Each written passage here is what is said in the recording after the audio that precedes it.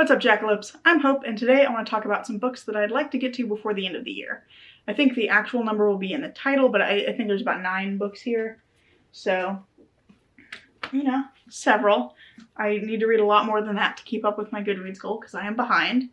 But when I was putting together this list, I noticed that these books kind of fell into a few different categories, so I'm going to go through them in those categories. So I have some books that have sequels coming out, so I want to read them so that I know if I'm interested in sequels. There are some books that are sequels to books I previously read and loved. I've got some books that my friend has read and really liked or really disliked, and I want to read them so that I can discuss them with her, because we are nerds like that, and that is how we spend our time. And then I also have a couple of my most anticipated releases of 2021 that I just haven't gotten around to yet. I apologize if you hear some banging noises. My cat is angry that the door is closed and there's a wall hanging on my door that is being buffeted by the AC. So, just apologies in advance if you hear some little banging noises off to the left over here. Or my left, your right, I guess. Anyway, the first book that I have is in this books with sequels coming out category, and it's Black Sun by Rebecca Roanhorse. It's a pre-Columbian inspired fantasy world, and there's, I believe, 4 perspectives. I've only read 3 of them. I'm 150 pages in, but it follows a series of events leading up to something called, I think it's the Convergence, but basically it's a major eclipse, and the Sun Priest has said that it's going to be an unbalancing of the world. So we're following Giala, who is a ship captain who can control the water and kind of control people with song.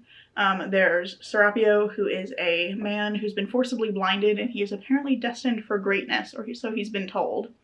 And then there's Naranpa, who's a sun priest, and she is barely clinging to her position of power in a very politically difficult situation. And then there is also a 4th POV character that I have not met yet, so I don't know anything about that one.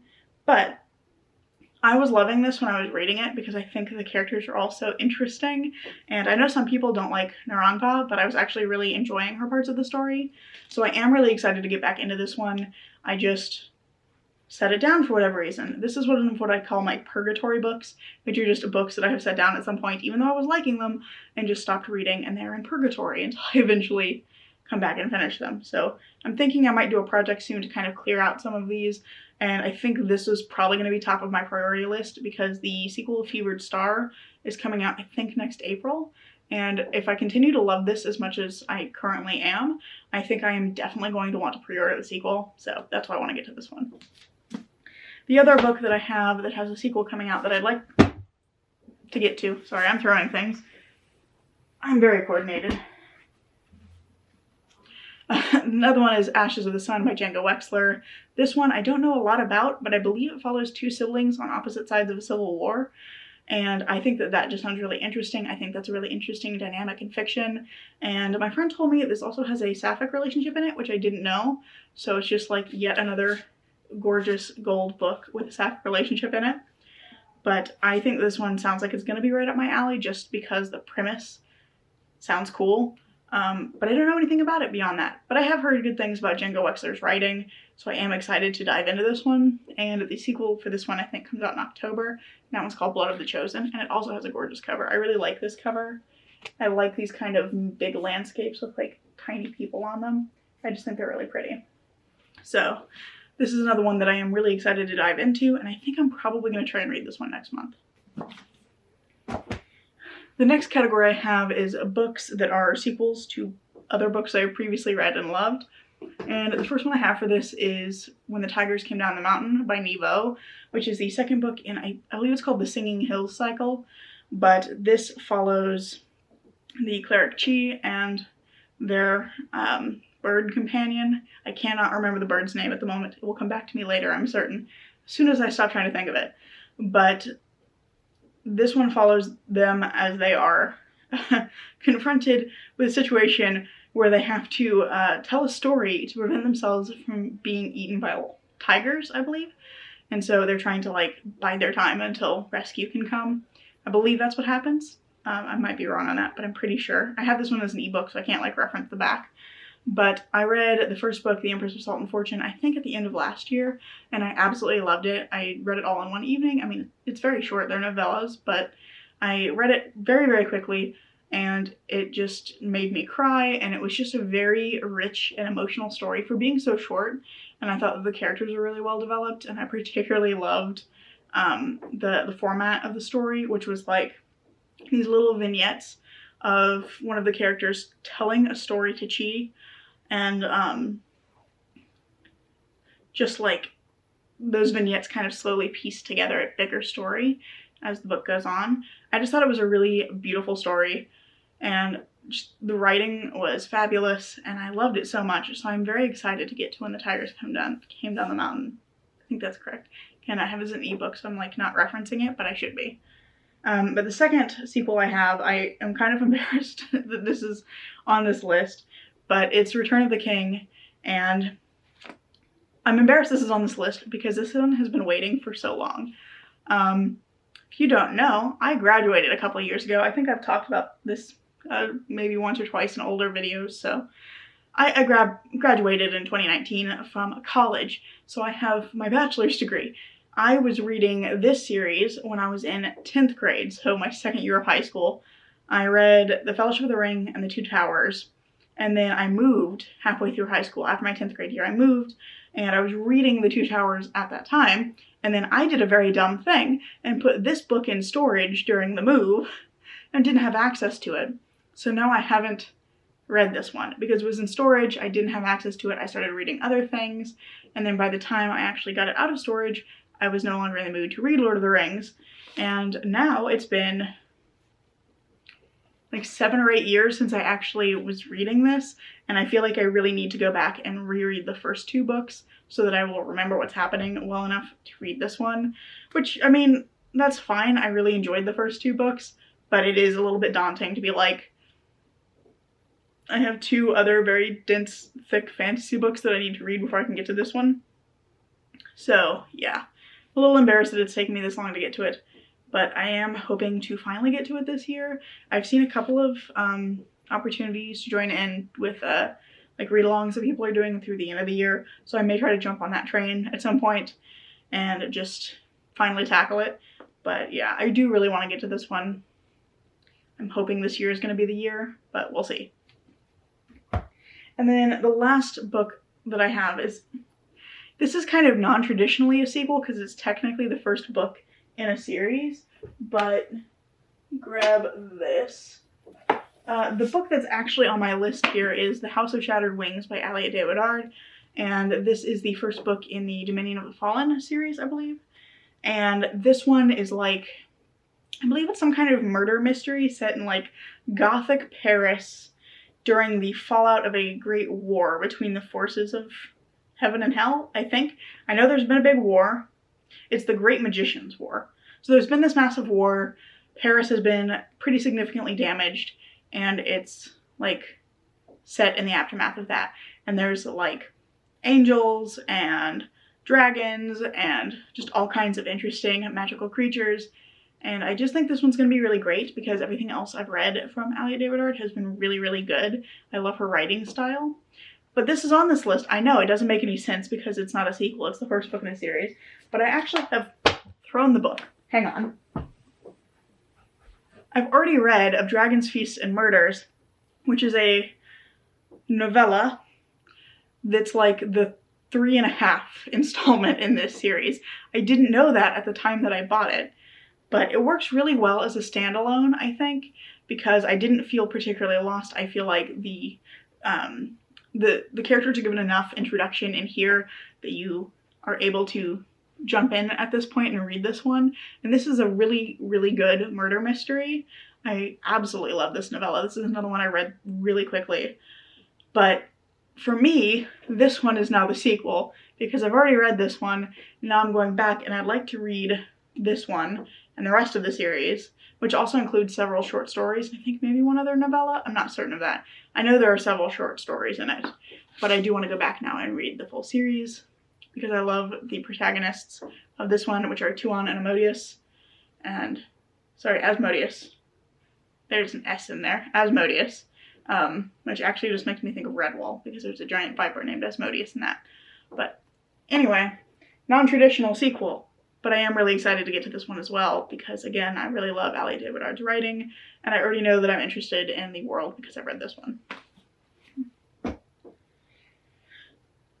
Those are all the ones that are sequels. The next category I have is like, it's books that I want to discuss with my friend because she's already read them and had strong opinions on them. First of these is The Unspoken Name by A.K. Larkwood.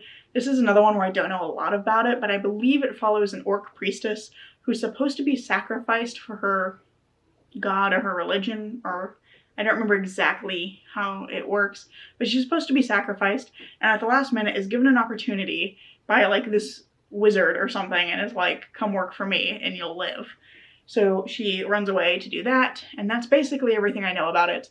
My friend said that she loved it because she really enjoyed the way that the main character made bad decisions that made sense for her character. So I am really interested to get to that one because that's something that I really like in fiction as well.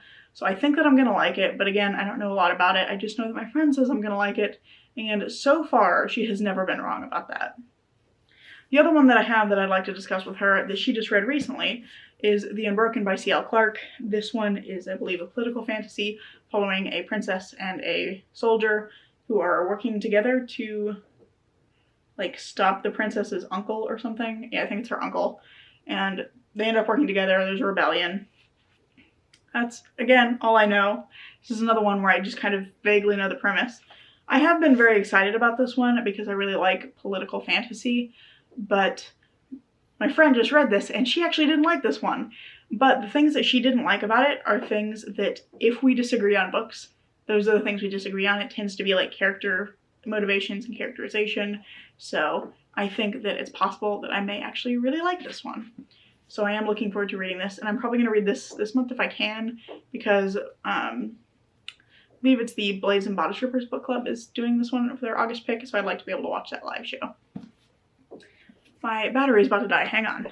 And we're back. I'm going to have to go plug in that other battery later, but hooray for backups. So I have one more category left. I know it almost lasted long enough for me to get through this video, but then it said, no, I think I'll die right now. But that's okay. I had a backup. It's fine. Anyway, the last category I have is some of my most anticipated releases of 2021 that I haven't gotten to yet. And these are ones that I do really want to get to before the year ends because I am so excited for them. The first one came out in March. I don't remember the exact date, but this one is A Desolation Called Peace by Arcadia Martine. This is the sequel to A Memory Called Empire, and that was one of my favorite books I read last year. It was definitely in my top 5.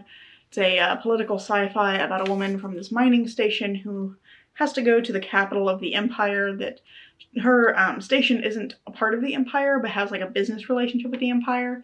And so she goes to the capital to be the new ambassador for her station, only to discover that her predecessor has been murdered. No one will talk about it, and she's kind of thrust into this position where she has to try and figure out what happened to him and why he was murdered, while also trying to not get murdered herself, and also protect her mining station's interests within the empire. So she's put in this very difficult situation right off the bat.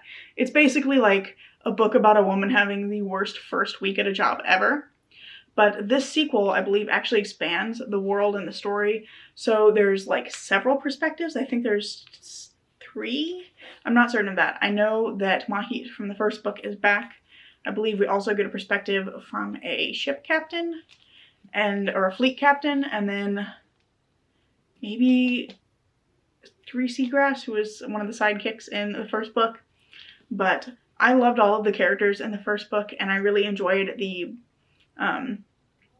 just the way the whole story played out. I really liked the ending of the first book. It was very intense, and I felt like it did a really good job of tying together the political threads and the kind of murder mystery threads that the book had set up to that point in a really like satisfying way, while also leaving open some really interesting questions about the world that I'm hoping will be addressed in this book. This is another one that my friend has already read. She absolutely loved it. I'm very excited because I know I'm going to love it because I love Arcadia Martine's writing. I think it's very poetic. It flows really well, but it's a really nice balance between like description and like action pushing the plot forward. So I am extremely excited to get to this one. I'm also extremely excited about this copy. because this one is signed, and this is like one of my prized possessions because I just love these books so much. But I've been meaning to get to this one for ages. I actually have my original copy that I ordered locally. I started it, so there is still a bookmark in one of my copies here.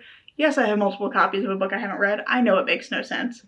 But I read like the first chapter and was already like back in love with the world and with the writing. And then I just didn't have time to read it. I was taking some classes this spring, and given that it came out in March, April and May really kicked my ass in terms of homework. So I just did not get it read. So I would really like to get to this one before the year ends, but at the same time, like, I know I'm going to want to like really savor this one and probably not try to read through it too quickly. I did read through the first one too quickly because I read that one for a 24-hour readathon, and that was not my best plan in terms of like getting to really savor the writing and enjoy it, but also it was a great plan because it felt a little like a fever dream, and I think it really enhanced the experience because it was just a lot of fun. So I did enjoy that.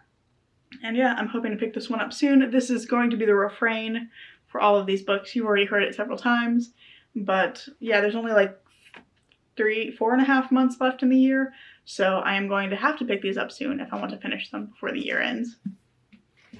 Very last one that I have here, another anticipated release, much more recent one, is Shu Became the Sun by Shelley Parker Chan.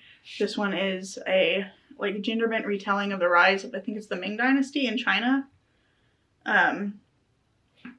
But it follows a young girl who, after her brother, I think, dies or otherwise is unable to fulfill his destiny, he's destined for greatness, she takes on his identity to try and claim his destiny of greatness for herself. And I think this just sounds fantastic. I keep hearing excellent things about this, particularly that the characters are quite gray and there's a lot of nuance to their motivations and their actions. I also know that I read a little excerpt of this a while back and the writing was already pulling me in. So I am very thrilled that this is finally at my house. This is the Illumicrate edition as well, so it's particularly pretty, but I actually think that all of the covers for this one are really pretty. But like, the gold foil is gorgeous too. But yeah, I'm really excited to read this one. I've been anticipating this one for a while as well. I basically had like my top 3 for like the first-ish half of the year. I think this one came out more recently. It was in July, I think. So slightly past the first half of the year. But like my top 3 releases were these 2, and then The Witness for the Dead by Catherine Addison, which is very short and which I've already read. So I would like to be able to polish off my like top 3 most anticipated releases for the year, for the first half of the year, this year. So I'm gonna try. But say it with me, I'm very excited to read this one. And I'm hoping I'm able to pick it up soon. But we shall see. I have quite a few plans for August. And I'm nowhere near halfway through them, even though the month is halfway over, so we'll see how this goes. But I'm hoping that I might be able to work all of these into my plans for the rest of the year. And yeah, these are probably like my top priority books, the ones that I really think I'm going to try to push into either TBRs, or like I think there's a couple of readathons I might participate in later in the year. So these are ones where I'm definitely going to be trying to pick these up as quick as possible. But those are all of the books that I want to read this year. That's a lie. I want to read all of these books because a lot of these are unread. About two-thirds of my books are unread. That's the reason I'm trying to read off my shelf. But these are, I think it's 9. 1, 2, 3, 4, 5, 6, 7, and then 2 ebooks. Yeah, 9. These are 9 of the books I'd like to read this year, and I need to read a lot more than that to catch up with my Goodreads goal. I think I'm like 3 books behind right now. But I'm in the mood to read, so I think I might actually be able to tackle these. We shall see. But that is all that I have for you today. Thank you so much for watching. I hope you enjoyed this video. I've enjoyed making it. I enjoyed putting together this list. And if you'd like to connect with me on social media, those links will be in the description down below. If you like this video, I hope you'll consider giving it a like and maybe even subscribing, sticking around to see what happens next. If not, again, thanks anyway. Thanks for watching, and I hope to see you in the next video. Bye.